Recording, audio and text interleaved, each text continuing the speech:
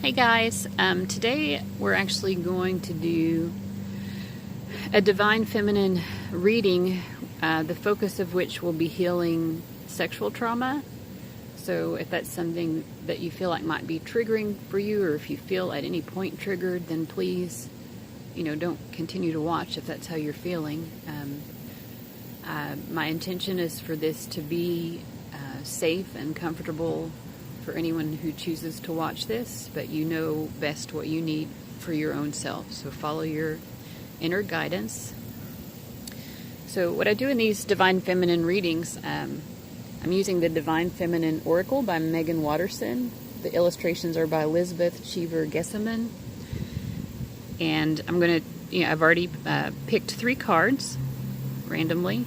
And we're going to look at each of these cards, what the cards mean, and then I'm going to pick 4 tarot cards to further elucidate the meaning here of how we can heal sexual trauma. Ariadne, mistress of the labyrinth, she says, "My soul knows the way, and the only way out is through." So we're going to leave her right there. So while you're listening, you can look at the altar that I've set up here. I want this to be also something about, body positivity. We don't need to feel shamed about our bodies in any way. So a lot of the items that I have here on the altar for this reading are meant to reflect that. So I hope you're feeling that. And let me find. Thought I had these all bookmarked. I'm sorry. So this past year, this is right now August of 2018, so it was about October of last year when all of the Harvey Weinstein stuff started to come out, and then all of the subsequent stories which, continue to come out, which has been, I think, difficult for a lot of us to hear these stories. I think it brings up a lot of things for a lot of us, but ultimately I feel like it's leading us back to a place where we should be. I think it's leading us to a place of better healing and a world that is better and more considerate of other people's sexual boundaries. Okay, so first I'm just going to read what the book says about Ariadne, because I think the book here is pretty good, but then we're going to go into depth with some tarot. Okay, Ariadne. Who is she? Ariadne represents the love and support available to us when we dare to be courageous.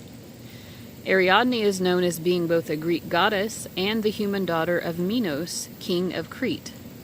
Her father put her in charge of the labyrinth, where 7 human sacrifices were made every 7 years to appease the Minotaur who lived within it. The Minotaur had the head of a bull and the body of a man. He preyed on those who got lost in the dark. One year, a valiant and heroic man named Theseus went into the labyrinth to slay the Minotaur and end the sacrifices. Ariadne fell madly in love with him and gave him a sword to kill the Minotaur and a ball of red thread so that he could find his way back out of the labyrinth and into the light. Ancient Greek myths were oral, so there are varying accounts of Theseus and Ariadne eloping after his success, or others where Ariadne's consort, Dionysus, the Greek god of ritual madness and religious ecstasy, chases after her and pleads with her to return to him. Whichever way the story ends, the constant is that Ariadne's love and support changed the fate of so many who would have otherwise been lost to the labyrinth. Okay, so there's more here to the book meaning, but already I'm definitely seeing the correlation here to sexual abuse. That when we learn what real love is, and for those of us who have experienced this kind of trauma, that's a hard lesson to learn, because we were taught, especially if this happened in our childhood, but no matter at what age. And for some of us it's happened at various ages. We were taught a really disturbing and unhealthy lesson about what love is. And so it's been hard for us, and we're still in the process, probably most of us, if not all of us, and at some level, I have hope that there's some of us who have healed completely. But for a lot of us, that's just not the case, But when we learn what real love is, how to really love ourselves and how to really love another person truly in a way that respects their boundaries, we can kill this minotaur. Their sacrifices don't have to be made to feed some monster. Those sacrifices can end. So I'm going to continue with the book here. Ariadne is a symbol of the hope, the divine assistance, and the step-by-step process we can take to move through a difficult time or to confront an injustice in our life. She helps Theseus because he's daring to end a pattern of madness. He's willing to do whatever needs to be done to stop the injustice. She gives him the tools to create his desired outcome. He is successful because of her, and she assists him because he acts with courage. Her message is that our courage is always in some way rewarded when we seek to end an unnecessary pattern or routine that is no longer serving us, even though we initially created it in the effort to keep us safe. It can feel as insurmountable as facing a horned part man, part beast that lives in a dark maze inside of us. Pure terror. But the soul always wants our freedom. The divine is what liberates, not confines. It might feel like we can't find our way out of this situation, this maze, but we can. We can trust the soul knows the way through, and that spiritual support is a given. So if you're feeling like you need help with this, you are not alone. You can always call on divine support. That's a message here for all of us. Ariadne wants us to be brave so that she can fall in love with our actions. She is both a goddess and a human.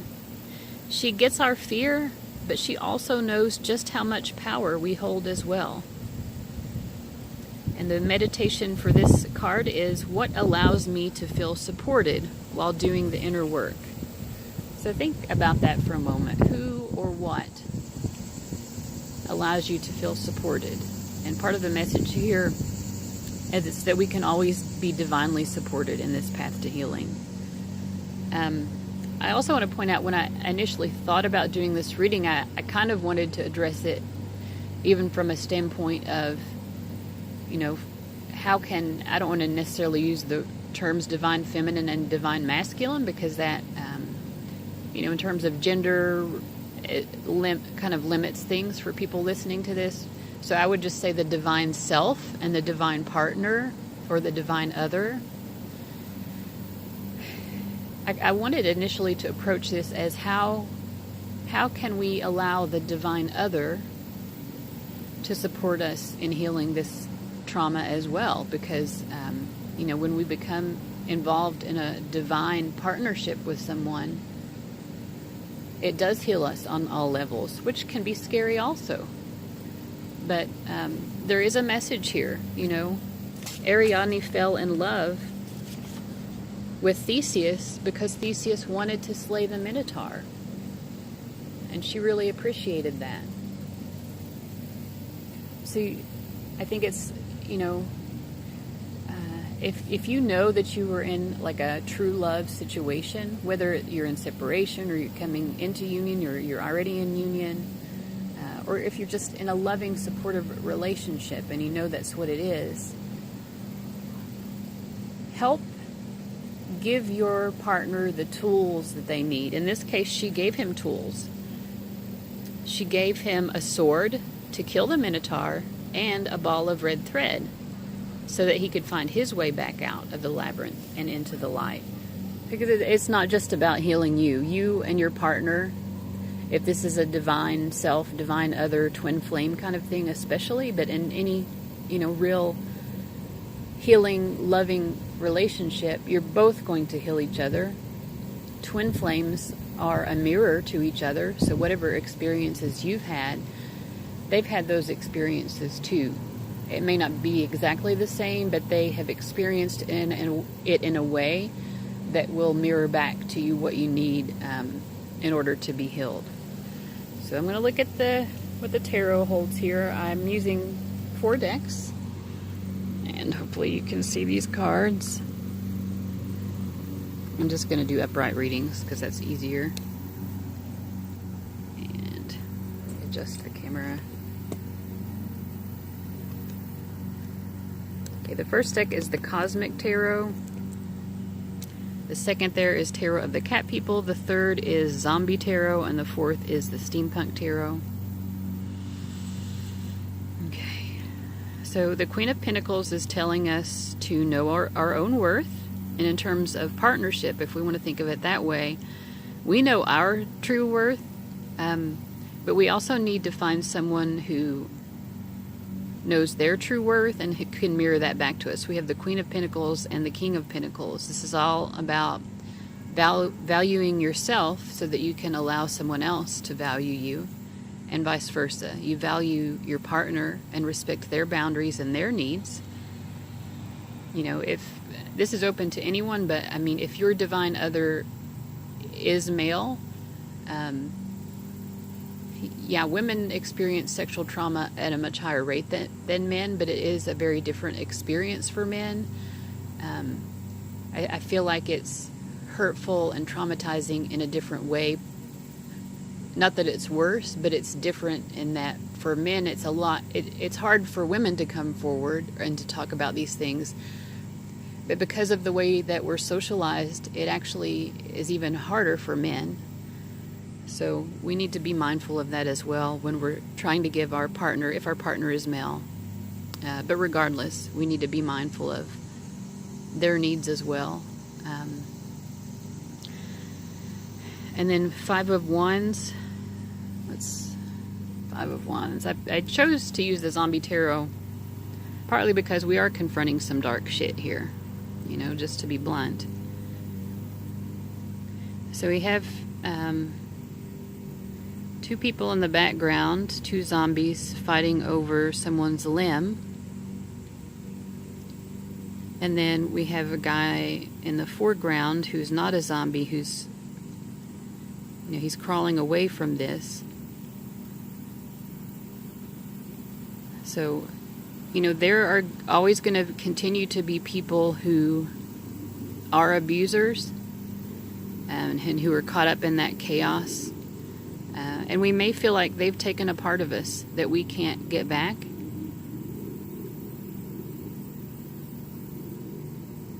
But I think the message here is that that is an illusion. They haven't taken anything from us except what we've allowed to stay with them. But it's a process, you know. I mean, this guy has been maimed. You know, he's been really hurt by this. So it's going to take some healing. I think that's part of the message here as well, is that this isn't necessarily an easy kind of experience to heal. Finally, we have the Tower card. I think part of this is about, sometimes we have sudden revelations about our experience. I think, and what I'm about to say might be a little bit controversial, but I think, for me at least, it's been somewhat helpful to think about how, you know, in terms of soul contracts and from a spiritual perspective, we do come into the world. Again, this might be controversial because I don't want it to seem like people are choosing to be abused, but when you look at it from a spiritual standpoint, if you believe in reincarnation and that we incarnate to learn certain lessons, some of us need to learn the lessons of, you know, if we feel, if we are an abuser in some way, there's a reason that person had to, you know, nobody on a soul level really wants to experience that, I don't think. You know, maybe there are some souls that really kind of do get lost to the dark. I think there are people who do. They'll always have the opportunity eventually to come back to goodness if they want to. But at some level, everyone wants to just learn more about who they are at a soul level, and that's part of what this is about from both ends of the spectrum, from the victim side and from the abuser side.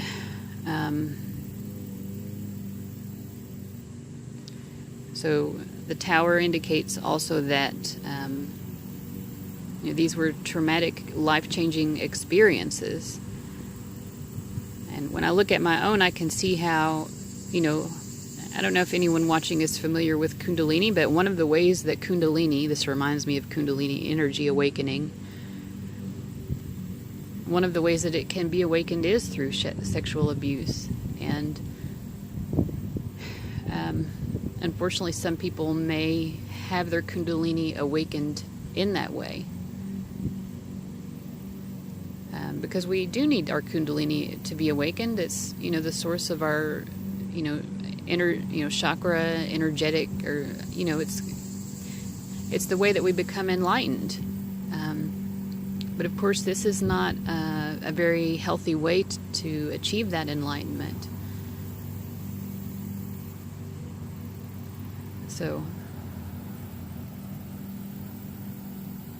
But, the overall message here from Ariadne is that we have the tools we need to heal this. We do. Regardless of why it happened, or when it happened, or who it happened with, we do have the tools to heal this, and there is support for us in that process of healing. Okay.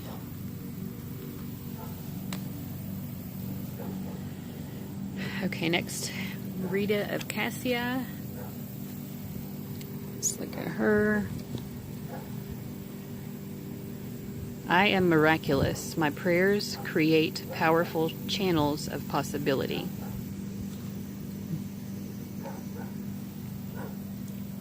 Okay, so let's see what she has to say. So first we'll read the story of who she is. Saint Rita of Cassia's life demonstrates the power of prayer to shift even what appears to be an impossible cause. Okay, so again, we're being reminded that we always have divine support. We can pray for healing, and we probably need to. She was born Margherita Lotta in 1381 in Italy to noble parents. She is associated with bees because as a child it is said that they swarmed her but never stung her. And bees are symbolic of Mary and of the diligent work that must be done to gather honey, or the immortal sweetness of Christ's love. Although Rita wanted to enter a convent, she was forced to marry Paolo Mancini and had her first child at age 12. Okay, I chose these cards randomly, but it's very obvious that these divine feminines who are coming forward in the reading, these three women on the cards before us, there's definitely a reason that their specific stories are coming to us. Okay, so she was forced into a marriage, had her first child at the age of 12. Her husband was a wealthy nobleman who had many enemies in Cassia. Rita endured abuse and infidelities, but through prayer and kindness, she converted him to Catholicism. He then renounced the family feud known as La Vendetta. Even though Paolo had become a new man, a member of the feuding family murdered him for his previous acts. Rita's two sons wanted to avenge their father's death, but before they could, both died of dysentery. After the death of her husband and sons, Rita wanted to enter the monastery of St. Mary Magdalene in Cassia. She was given the condition that her family had to reconcile with the family that had killed her husband before she could gain entrance. Rita prayed to her patron saints John the Baptist, Augustine of Hippo, and Nicholas of Tolentino to assist her in creating peace between the two rival families. The bubonic plague was ravaging Italy at that time and happened to take several members of both families. This was enough hardship that they agreed to relinquish the feud.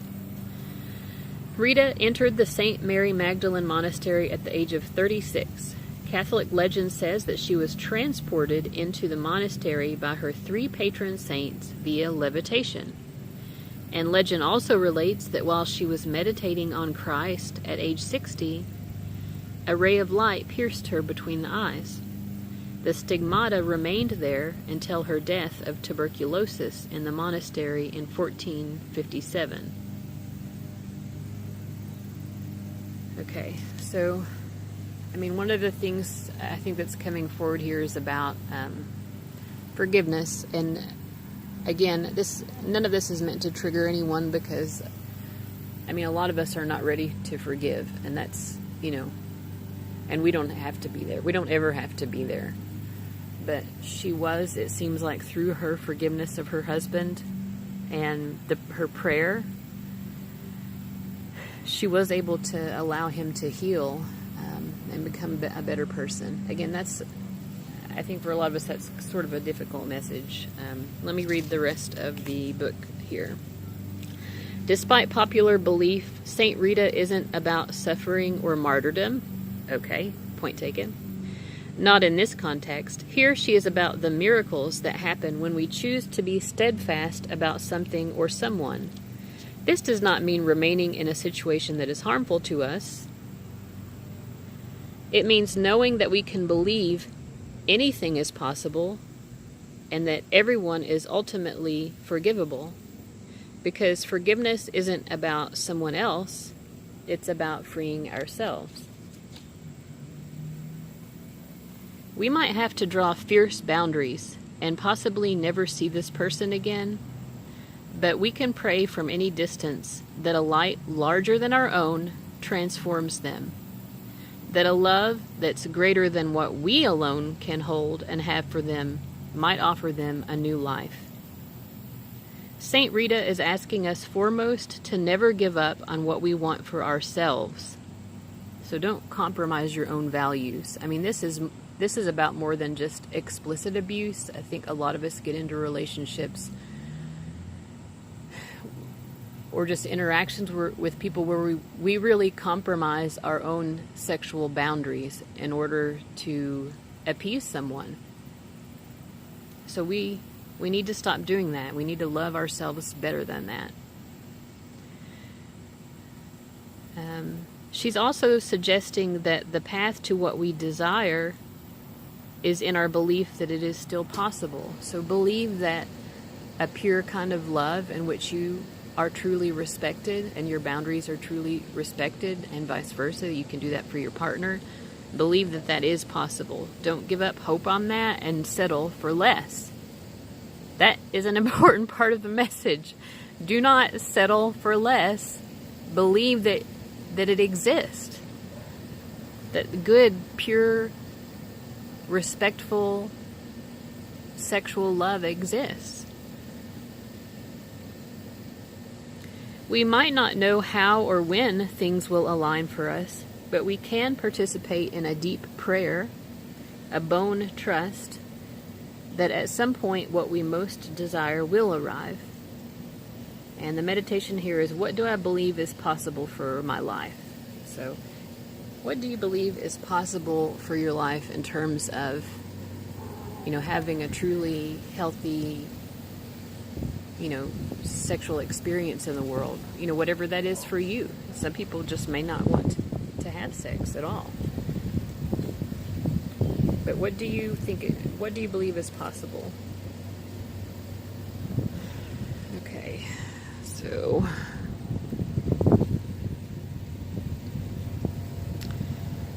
the first card is the King of Pentacles. And my feeling about this guy is that this is someone who is really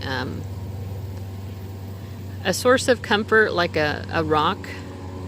So if you've been looking for that in a partner, whether you want to be with someone who's male, female, or somewhere else along the gender binary, you can believe that it's possible that you can find someone who is like a wall of strength that can support you when you're going through this healing process or whatever you're going through in life. Someone who can really be safe for you. there are people who are willing to be that safe place for you and who are not going to put you into that situation of feeling unsafe as you often have before. That does exist. Wait for it.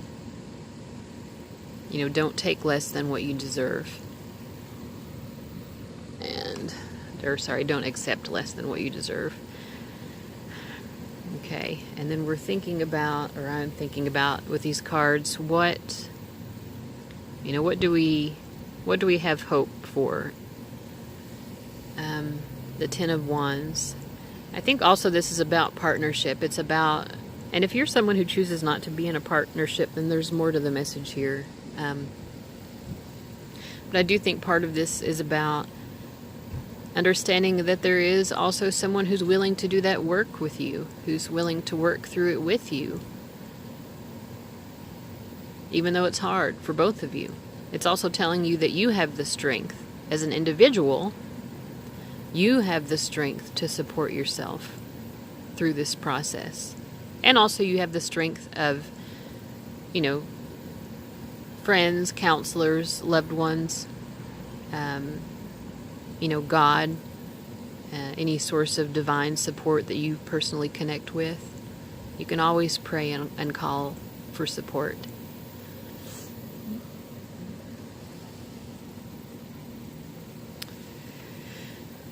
Okay, and this card for me, sometimes sexual trauma is not it's not overt. Overt sexual abuse is when someone explicitly touches you in a way that's inappropriate and pushes past your boundaries, but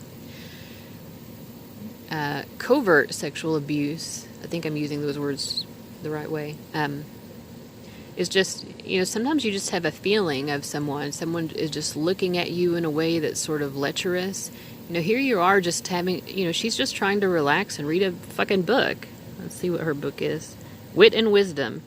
She's reading Wit and Wisdom. She's eating some chocolates. She's doing some self-care, loving herself.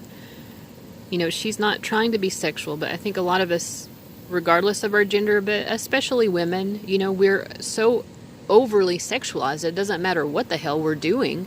It could be so innocent what we're doing, and someone else looks at it and finds it to be sexual, and, people can also draw upon or influence other people's sexual energies, and that's covert sexual abuse.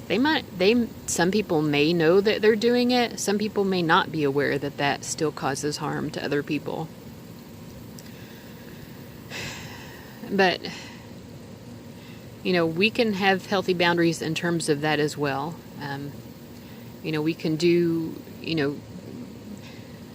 cleansing of our sacral chakra. We can protect ourselves energetically. There's a kind of a mantra or a prayer that I like to put out, and this is what I like to say.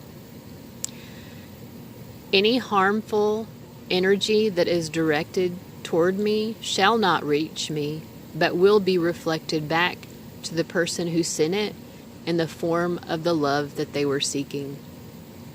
I'm going to repeat that, and I'll put that in the description as well. Hopefully I'll remember.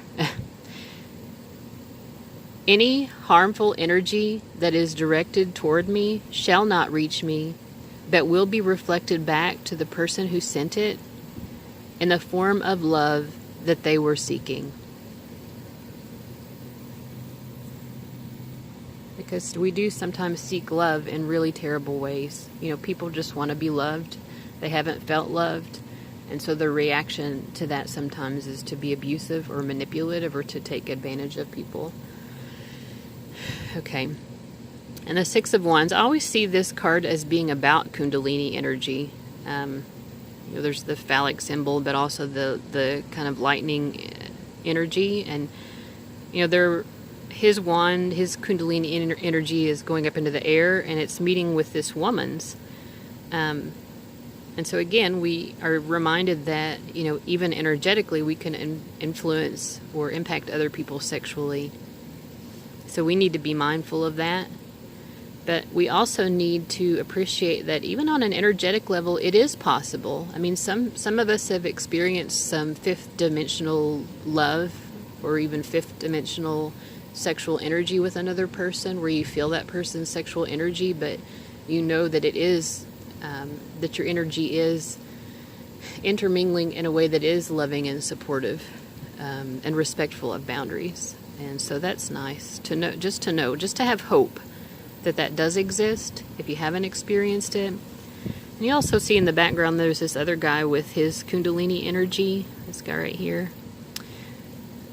And, you know, his is not connecting with theirs, you know. So his exists, but he's being respectful, you know.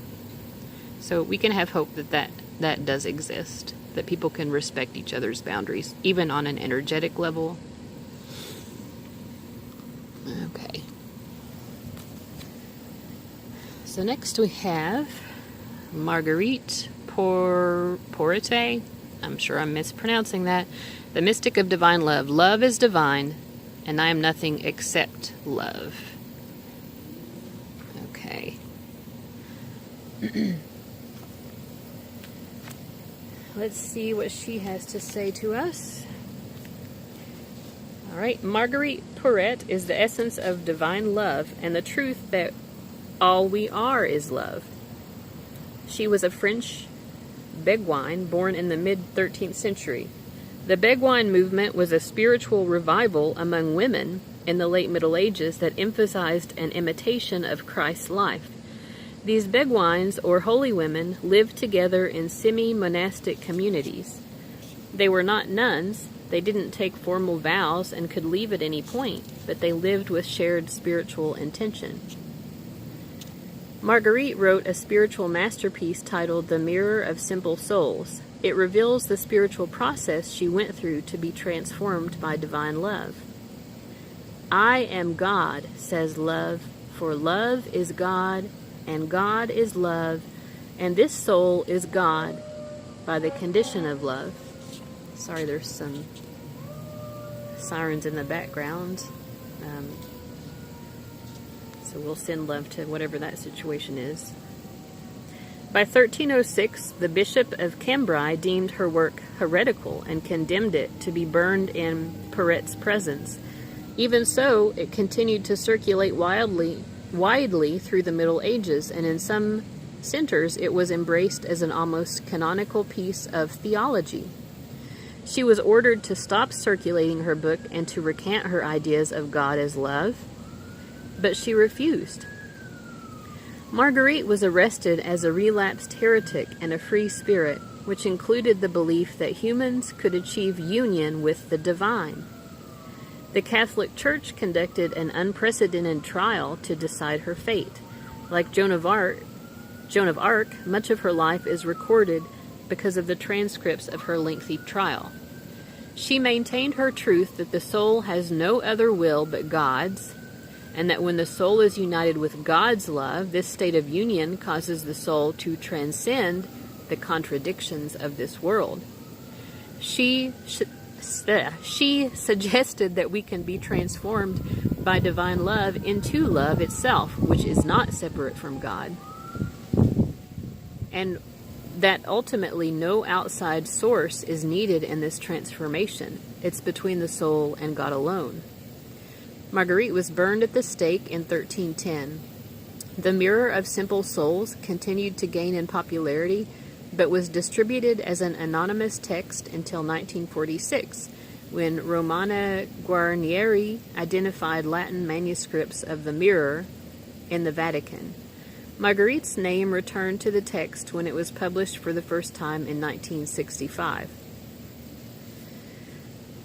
When your soul selects her card, there's nothing more powerful than remembering that we are love. And I just want to speak to that for a minute, because a lot of times when we experience this kind of trauma, we do forget that, because we are made to feel unworthy of love.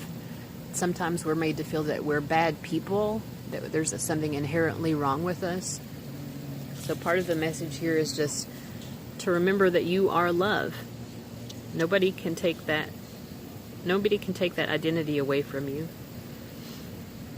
There's nothing and no one outside of us that is needed in order to realize this. So we've talked before about how other people can help us to know that we're loved, but ultimately nobody is necessarily needed. It's between our experience of the divine and our own soul. We can let go of what we think we need to prove or who we think we need to be in order to receive love, because we remember that we are love.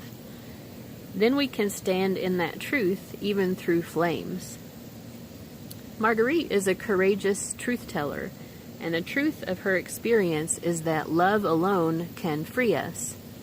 Not the love another might give us, not the love of family or of friends. All of this is powerful and significant, but the true source of love for us is in the fact that we are a soul and that the soul is in union with the divine. She reminds us when we've forgotten that love is the essence of who we are and that true love is found within. Marguerite says, "Love has no beginning, no end, and no limit, and I am nothing except love." This is a time to own and to know this truth more fully. It is the most profound and radical act we can ever take, knowing the love we already are. And the meditation for this card is, how can I feel the love that I am more deeply? So let's look into the tarot here. Okay. We've got sun, moon, moon, sun, page of wands, and 5 of pentacles. Oh. Okay.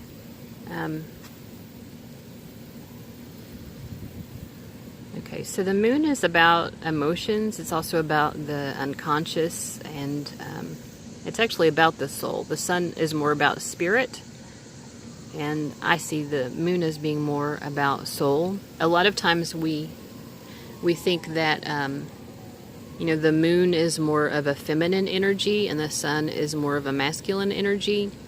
But something that I've learned recently is that there are actually a lot of solar goddesses, so sun goddesses. We think that, like Apollo is the sun god, but when we look at, mythology more widely, we see that there are actually a lot of sun goddesses, and there are a lot of lunar gods. So anyway, just in balancing divine masculine and divine feminine energies, I think that's important to know.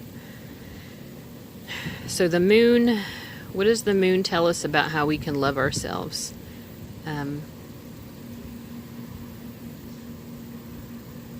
I think the message here is that we really need to get in touch with our soul. I mean, maybe that sounds a little simple, or it sounds too simple and also too complex at the same time. But we need to do some soul work. We need to be unafraid of really diving into the depths here in order to really understand that we are love.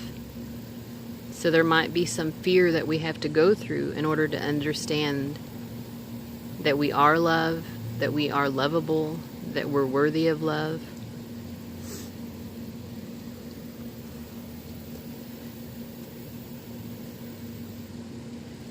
And this message was about, being able to love ourselves on our own.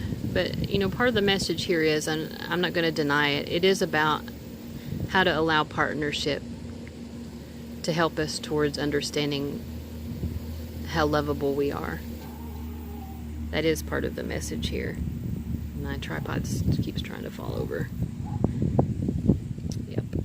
Okay. I do also want to say, recently when I've explored more of the sun goddesses, there are at least 2 mythologies.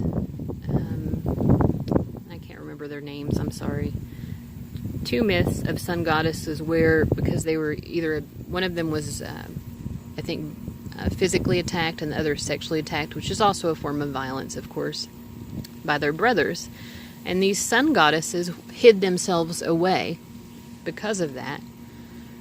And eventually they reemerge, but much later. And I feel like that is really analogous to what we're seeing in the world today, that divine feminine energy has hidden itself away because it has been so abused by the dominance of masculine energy. And, we're learning to come back into our light. I think, as divine feminines, we're learning how to come back into our power and express our light and not be afraid of someone harming us when we do that, of knowing that we are love and not allowing anyone else to take that knowledge from us. Okay, so the meditation was, how can I feel the love that I am more deeply?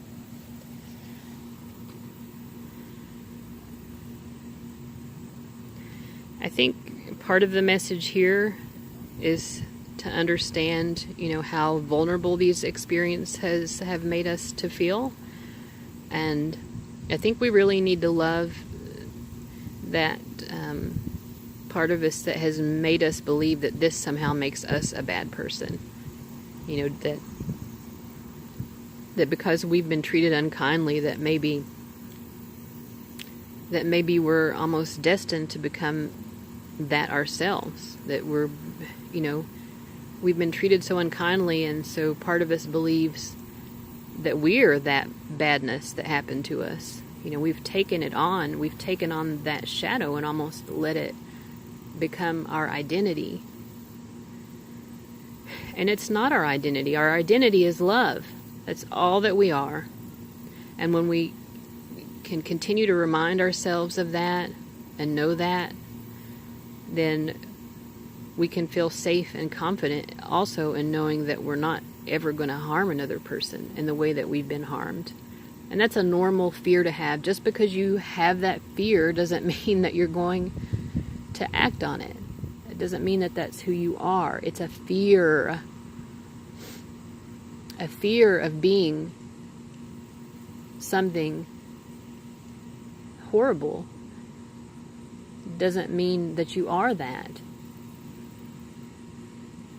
And, and this is a delicate thing to say, but for anyone who's watching who has at any level, covertly, overtly, or otherwise, if you feel like you have done something wrong to someone else in that way, you also have to remind yourself still that you are love. You are still love.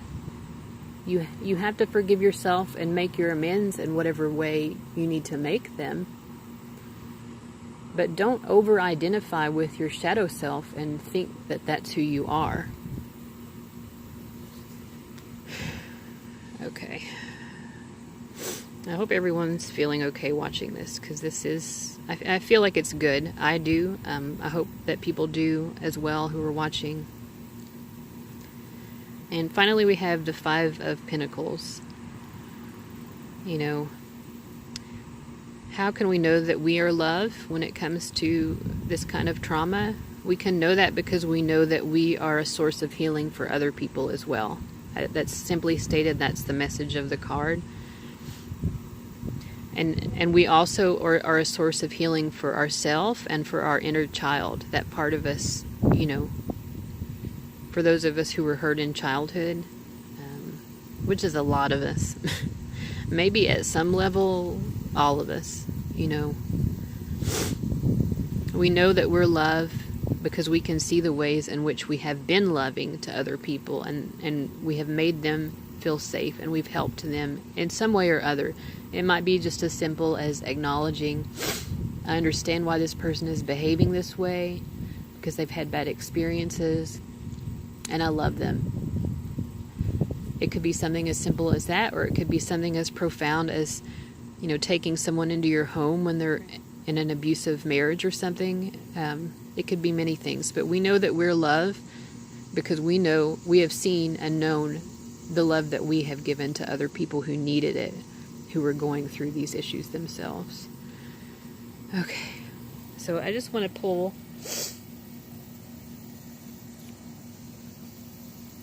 one more card to kind of sum up the reading, and the one that I've gotten is the Page of Cups. So, this is probably for a lot of people watching bringing up some emotions, and I feel like the message here is to really do appropriate self-care. If you're processing this, be kind to yourself. Don't take care of yourself in negative ways. So don't try to cover it up with drugs or alcohol. Find better ways. Be in nature. She's at the ocean. She could be there. Letting the ocean heal her. You could listen to ocean meditations. Let the tide come in and out. Whatever it is. Have a cup of chamomile tea. Just find something that's calming and soothing, but that is also healthy for you as you deal with this. Okay, so I know this was deep, but I think the past year has shown us that these are issues that we can't just ignore. We need to heal ourselves because the world needs to be healed, and it's part of our obligation to make the world a better place through our own acts of self-healing. So I'm sending love and light to everyone who's watching this, and I do hope that this has been healing. If there's anything that didn't resonate with you, just don't listen to it. I mean, your path is your path. You certainly are not obligated to forgive anyone for anything they've ever done to you. I feel like I need to say that.